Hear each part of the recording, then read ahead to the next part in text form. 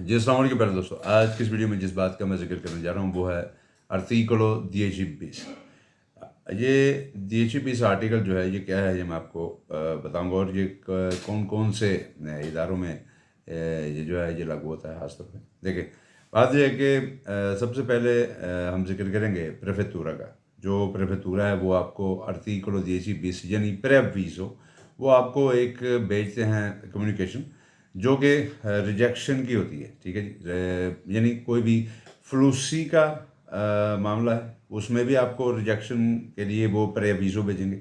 रिकॉन्जुंजिमेंटो फैमिलियारे है, यानी आपने फैमिली अप्लाई की है उसमें भी कोई डॉक्यूमेंट जो मिस है उसके लिए भी आपको वो भेजेंगे प्रेवीजो।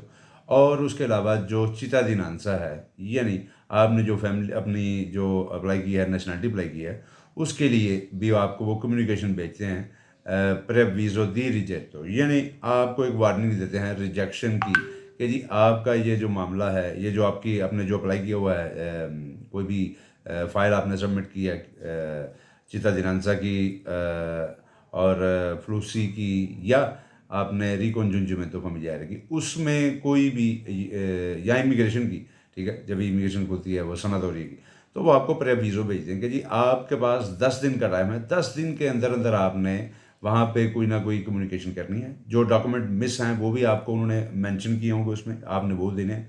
ठीक है, ये है आर्टिकलो 10 एक तो ये हो गया प्रेफेतूरे का। अभी आ जाते हैं क्वेस्तूरा की तरफ।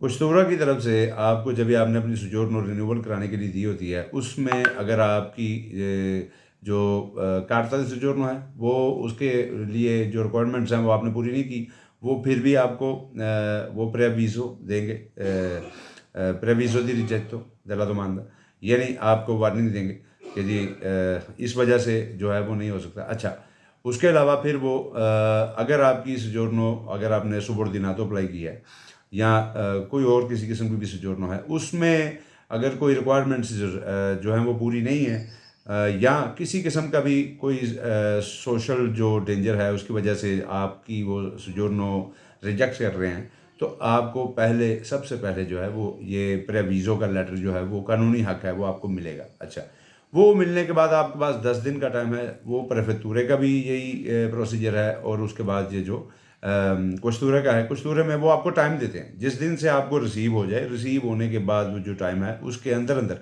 आपने वो जो डॉक्यूमेंटेशन है वो प्रोवाइड करने, डॉक्यूमेंट्स हैं वो आपने प्रोवाइड करने।